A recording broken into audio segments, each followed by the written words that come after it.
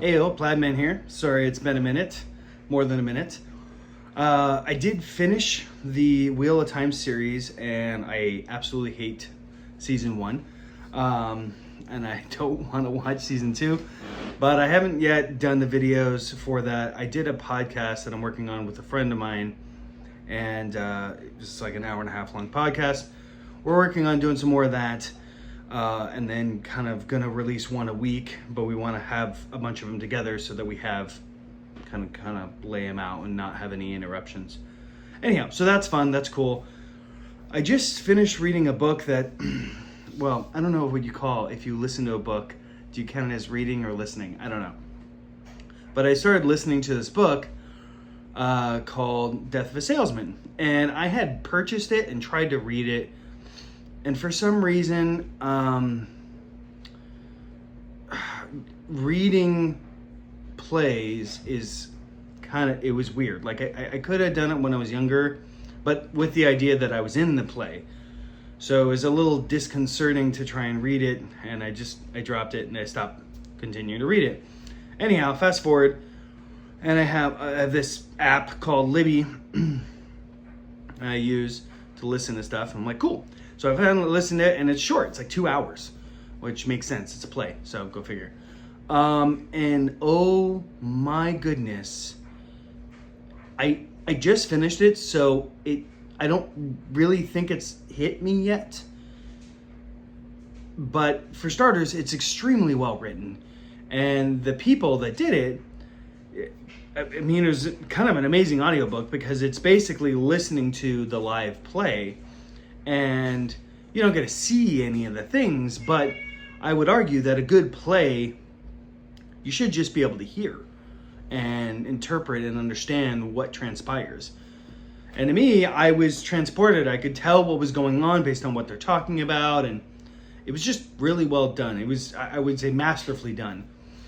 The concept of it, for those that don't know, and without giving anything away, I mean, there's the title, Death of a Salesman, but the concept of it is just older gentleman, so he's in his like 60s, born, he's like a boomer, born just at or around World War II, so it's kind of in that era, and he's a traveling salesman, and he's kind of losing his marbles, I guess. It's a little unclear until you get later on in the story as to kind of what's going on. But even then, I would argue it's not really clear.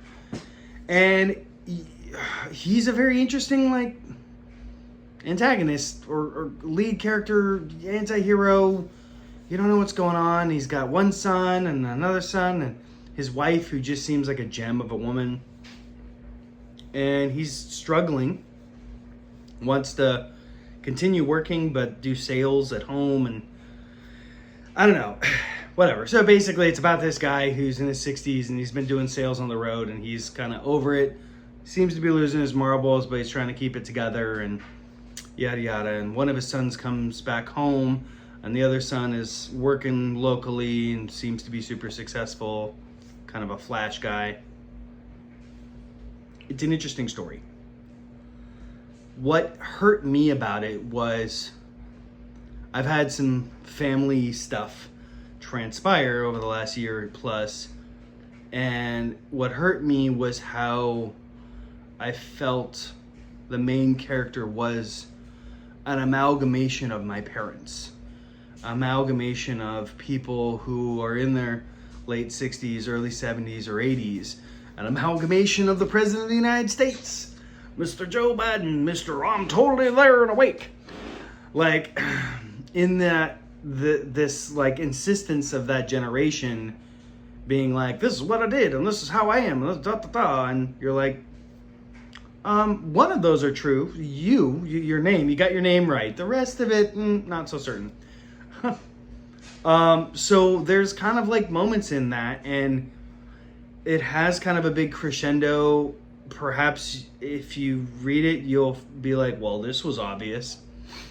But I felt like it kind of communicated a general thing, which I might have mentioned in a video or two, where perhaps as a society, we should, start taking back more responsibility as an individual, but also you're raised up, like your parents raise you up to a certain level, and for some reason it has not become the norm, the social norm, to, as a child, elevate yourself to a certain position and then basically get to a spot where you can help your parents retire and provide for them so that they can live a comfortable life. And reversely, just in general, but for lots of reasons, it's like, oh, you're on this grind of life and spend, and all about the experiences and the flash cars and then this and then that. And there's no real thought or foresight on like, wait, hold on.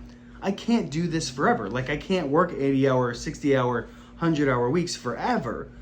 And I think that there's a lack of education on like, hey, perhaps if you set aside 10% of your income, I've talked about this in Richest Man in Babylon, one of the best financial books I've ever written, or read rather. I did not write it, just so you know. But because there's a lot of little helpful tidbits that, to the extent that you do that and apply the wisdom in that book, then you'll find you don't necessarily have to find tremendous wealth, but you will find affluence.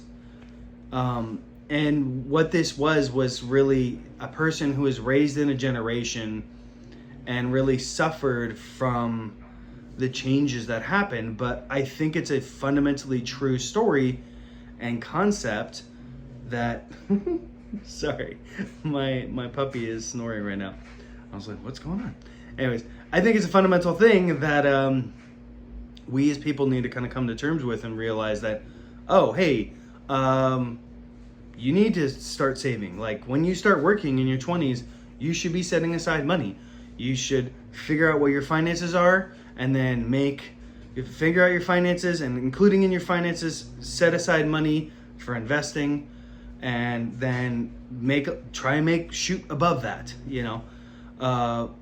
and realize that, hey, bad stuff happens and you got to roll with punches, but built into what you should be making, it should be your expenses, and in your expenses, it's savings. And then on top of that, I genuinely think it would be tremendously wise and really a game changer if dynamically we as individuals, as we go up, we realize, hey, we should help our parents, not depend on the government and Social Security, not that, but we as children should help our parents and get to a point of affluence to help lift them up. That was something that I always aspired to as I was younger, and I have not reached the success that I feel like I need to do. And like I said, I have my own family stuff going on right now, but it's been baked into the cake of like, oh yeah, that's what I should be aspiring to.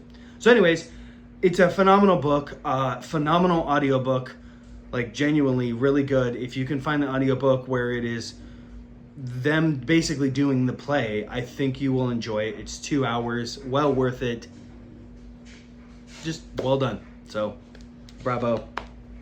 I don't know if you noticed, I changed the lights a little bit. I mean, it's dark outside and whatever, I'm kind of trying some stuff. Also, I got some aesthetic stuff. I still got to do more to the walls, but I have that.